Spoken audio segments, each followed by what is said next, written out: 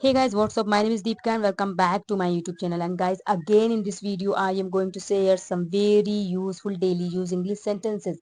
So guys, stay tuned to the video till the end. And guys, we will practice these sentences and also learn how to translate Hindi sentences into English. Okay. So guys, look at the first sentence.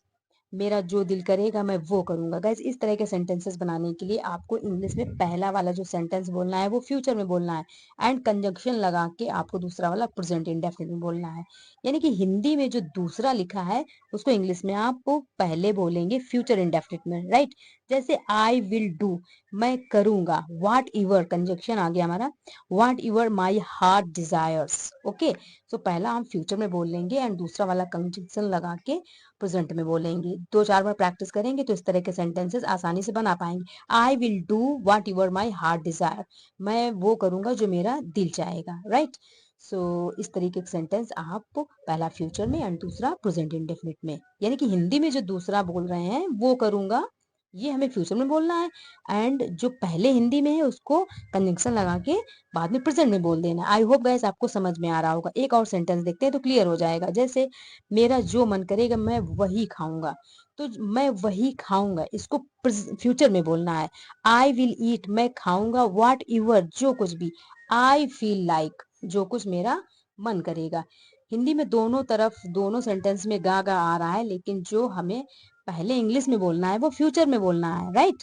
And दूसरा वाला conjunction लगा के हमें present में बोलना है। आप 2-3 sentence अपने मन से बनाइए। यानी कि मैं जहाँ कहीं मेरा मन होगा मैं वहां जाऊंगा, अगर ऐसे बोलना है तो मैं जाऊंगा, I will go wherever I feel like. तो आप 2-4 सेंटेंसेस अपने मन से प्रैक्टिस कीजिए, सो आपको स्ट्रक्चर समझ में आ जाएगा, right. Look at the next sentence, मुझे किसी की परवाह नहीं। बहुत ही सिंपल सा सेंटेंस एंड डेली कन्वर्सेशन में इस तरह के सेंटेंसेस गाइस हमें बोलने पड़ते हैं। सो इसको हम प्रेजेंट इंडेफिनिट बना लेंगे। I do not care about anyone, I do not care about anyone. यहाँ पे अबाउट प्रीपोजिशन का यूज करेंगे, इसका मतलब होता है के बारे में। यानी कि हिंदी में भले इसमें के बारे में नहीं लिखा, लेकिन जो फीलिंग्स है वो यही है कि मुझे किसी के बारे में कोई चिंता नहीं है। So I don't care about anyone. इसी तरीके से आप सिंपल सिंपल सेंटेंसेस की प्रैक्टिस करिए ताकि आपकी स्पीकिंग इनहेंस हो। Okay, look at the next sentence, तुम्हें परेशानी क्या है। बहुत छोटा सा सेंटेंस है, इसको बहुत ही सिंपल बनाएंगे। सबसे पहले लिखेंगे गाइस व्हाट इज, ऐसे बोल सकते हैं व्हाट इज योर प्रॉब्लम। अब इसी तरीके से आप छोटे छोटे सेंटेंस ऐसे बोल सकते हैं, what is your intention, what is your goal, what is your aim. कुछ भी आप बोल सकते हैं, बहुत ही सिंपल सा सेंटेंस है, इंट्रोगेटिव सेंटेंस है।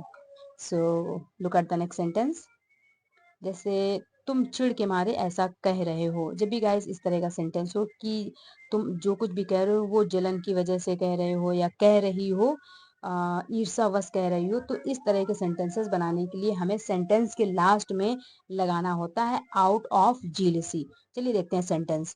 जैसे पहले सेंटेंस बना लेंगे, you are saying, present continuous का सेंटेंस है। रहा है, रही है जब आता है हिंदी वाक्य में तो प्रेजेंट कॉन्टिन्यूअस का होता है। इज आर एम के साथ मेन वर्ब के फर्स्ट फॉर्म में आईएनजी लगाना होता है। तो पहले सेंटेंस बना लेंगे, यू आर सेइंग दिस, तुम यह कह रहे हो, जो कुछ किस वजह से कह रहे हो, आउट ऑफ जेलसी, चिढ़न की वजह से। तो वाक्य के अंत में लगा देंगे आउट ऑफ जेलसी। एंड जो भी सेंटेंस हमें बोलना है, जिस भी टेंस में बोलना है, वो पहले हम सेंटेंस बोल लेंगे एंड उसके बाद लास्ट में लगा देंगे आउट ऑफ जेलसी। एक और सेंटेंस देखते हैं, क्लियर हो जाएगा। वे दोनों जलन के मारे मुझसे ऐसा व्यवहार करती हैं। वाक्य अंत में ता है, ती है, यानी कि present indefinite sentence guys. Okay, सो प्रेजेंट इंडेफिनिट का सेंटेंस है, हेल्पिंग वर्ब डू डज होती है, लेकिन यहाँ पे हमारा अफर्मेटिव सेंटेंस है। तो बोथ ऑफ देम, यानी कि वो दोनों, बोथ ऑफ देम, वो दोनों क्या करती हैं, misbehave.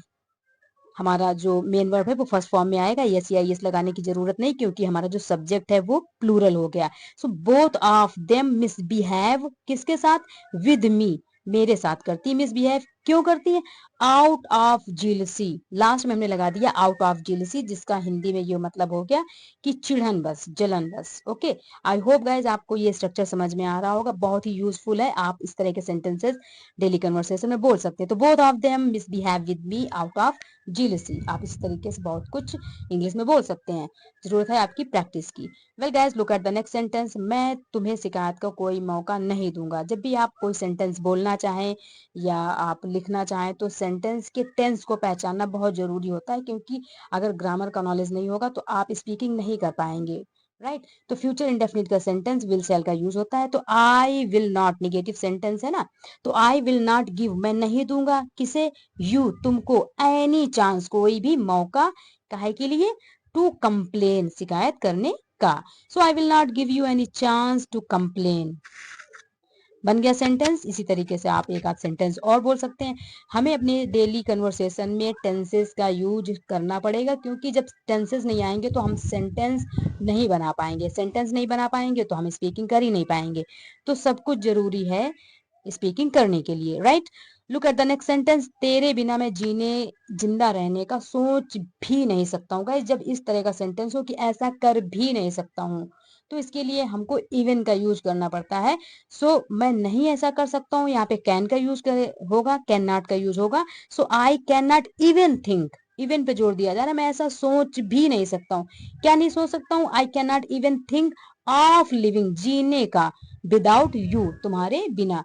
Point two point sentence को समझिए, आपको स्ट्रक्चर बहुत अच्छे से समझ में आ जाएगा guys. So I can't even think, मैं सोच भी नहीं सकता हूँ, of living without you, of के बाद जो भी हमारा आएगा मेन वर्ब उसमें आईएनजी लगा देंगे। एक और सेंटेंस देखते हैं, बिल्कुल क्लियर हो जाएगा। जैसे बच्चों के बिना मैं कहीं जाने का सोच भी नहीं सकता हूँ, फिर यहाँ कैन नॉट का यूज करेंगे, यानी कि मैं ऐसा सोच भी नहीं सकता हूँ, तो आई can not even think, right. Think के पहले हम इवन लगाएंगे, ऐसा कर भी नहीं सकता हूँ। So I can't even think of, काहे का, गोइंग एनीवेयर, कहीं भी जाने का नहीं सोच सकता हूँ, तो किसके बिना, without children. Okay, so I can't even think of going anywhere without children. Video को पॉज करिए एंड 2-4 सेंटेंसेस इमीडिएटली आप बोल दीजिए ताकि प्रैक्टिस हो जाए। So I can't think, so I can't even think of going anywhere without children, right. Look at the next sentence, यहाँ सबको अपने अपने काम की जल्दी पड़ी है। वीडियो को पॉज करिए एंड देखिए कि इसको कैसे हम ट्रांसलेट कर सकते हैं। सो यहाँ सबको पड़ी है ना, तो हियर एवरीवन इज, यहाँ सब कोई है, काहे में है, इन हरी, जल्दबाजी में, हरी माने जल्दी में, हरी मीन्स होता है जल्दी में। तो हियर एवरीवन इज इन हरी, बहुत ही सिंपली सेंटेंस को बना लिया। हियर एवरीवन इज इन हरी, काहे के लिए, टू डू देयर वर्क, अपने अपने काम करने के लिए। यानी यहाँ पर जो हिंदी सेंटेंस है उसका यही मतलब आया कि यहाँ पर सबको अपने अपने काम की जल्दी पड़ी है। आप हिंदी सेंटेंस को बिल्कुल पॉइंट पॉइंट बनाएंगे तो नहीं बनेगा, आप समझेंगे ना इसको कैसे बनाना है। हियर यहाँ पे सबको पड़ी है अपने अपने काम को जल्दी करने की, here everyone is in hurry to do their work, right. Look at the next sentence, मुझे तुमसे कुछ काम है। यहाँ पे आप देख रहे हैं ना कि काम है, यहाँ पे हैव का यूज हुआ है ना, तो आई हैव, मैं रखता हूँ सम वर्क, कुछ काम, विद यू, तुम्हारे साथ, यानी कि मेरे पास कोई काम है ऐसा जो तुम्हारे साथ करना है। यानी कि मेन जो हिंदी का मतलब यह है कि मुझे तुमसे कुछ काम है, राइट। यहाँ पे हैज हैव का यूज होगा। अगर होता है कि गीता के पास तुम्हारे लिए कोई काम है, वो गीता को तुमसे कुछ काम है, तो गीता हैज हो जाता है, Gita has some work with you, right. जैसा सब्जेक्ट होगा वैसे ही हम हैज हैव का यूज करेंगे। तो I have some work with you. Look at the next sentence, मुझे तुमसे कुछ बात करनी है, बहुत ही सिंपल सा sentence, I need to, I need, मुझे जरूरत है, यहाँ पे मुझे जरूरत है, काहे के लिए, to talk to you, I need to talk to you about something, यानी कि कोई चीज के बारे में मुझे तुमसे बात करनी है, यानी बात करने की जरूरत है। I need to talk to you about something, right. I hope guys आपको छोटे छोटे से स्ट्रक्चर सेंटेंस के समझ में आ रहे होंगे एंड आप सेंटेंसेस बना पा रहे होंगे। ओके, सो चलिए देखते हैं अगला सेंटेंस एंड प्रैक्टिस करते हैं। जैसे अगला सेंटेंस है गाइज हमारा, मुझे तुमसे कुछ पूछना था। ओके, अब यहाँ पे पूछना था, जब वाक्यांश में था, ते थे इस तरह का आता है तो पास्ट कंटिन्यूअस होता है, लेकिन अब जो मेन पॉइंट है यही मतलब हुआ ना कि मैं तुमसे कुछ पूछना चाहता था, पूछना था यानी कि पूछना चाहता था। जब आप सेंटेंसेस बनाएंगे तो आपकी प्रैक्टिस होगी। यहाँ पे हम पास्ट इंडेफिनिट का यूज कर लेंगे, आई वॉन्टेड, मैं चाहता था, क्या करना, टू आस्क, पूछना, यू, तुमसे, समथिंग। बहुत ही आसानी से सेंटेंस बन गया, I wanted to ask you something. Past indefinite का sentence guys, and past indefinite की हेल्पिंग वर्ब होती है डिड। अगर निगेटिव सेंटेंस बनाना होगा तो डिड नॉट का यूज कर लेंगे, एंड यही जो वांटेड है ये फर्स्ट फॉर्म में बदल जाएगी वांट में। ओके, वांटेड बदल जाएगा वांट में जब हम निगेटिव सेंटेंस बनाएंगे या इंट्रोगेटिव बनाएंगे। समझ में आ रहा है? तो आप सेंटेंस को कई तरीके से बनाया करिए, कभी फर्स्ट टाइप इंट्रोगेटिव, कभी सेकंड टाइप इंट्रोगेटिव, कभी निगेटिव, जिससे आपकी प्रैक्टिस हो। Okay, look at the next sentence, तुम वहां रहोगे कहाँ। अब सेंटेंस में थोड़ा सा आगे पीछे हो गया, लेकिन सेंटेंस तो हमारा फ्यूचर इंडेफिनिट में ही जा रहा है ना।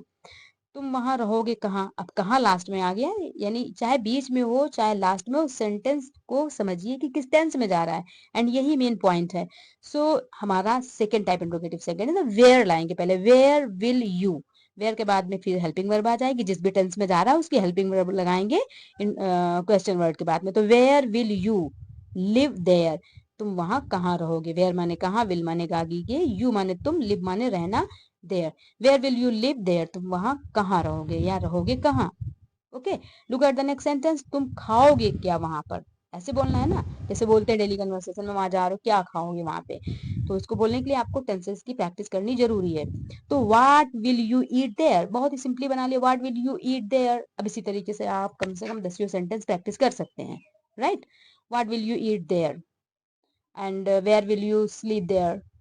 ओके, सो इस तरीके से प्रैक्टिस करिए। एंड गाइज चलिए देखते हैं एक और सेंटेंस, जैसे तुम्हारी क्या औकात है मुझसे बात करने की। आप सेंटेंस को समझिए एंड इसको बोलने की प्रैक्टिस करिए, कैसे बनाएंगे इसको।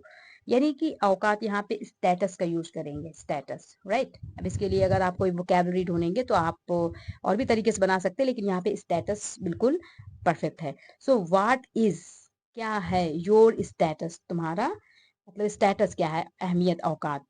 Okay, so to talk to me, मुझसे बात करने की। तो पूरा सेंटेंस बन गया, what is your status to talk to me.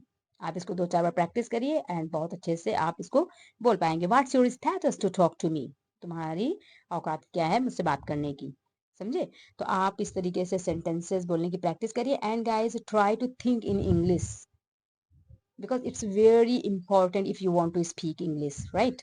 Look at the next sentence, मैं तुम्हारे लिए कुछ लाया हूँ, मैं तुम्हारे लिए कुछ लाया हूँ। सेंटेंस का टेंस पहले पहचाना करिए कि ये किस टेंस में जा रहा है।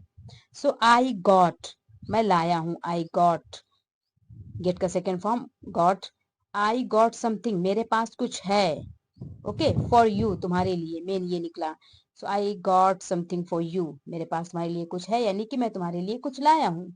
आप ऐसे भी बना सकते हैं, I have brought something for you. तो एक सेंटेंस को आप कई तरीके से बोल सकते हैं।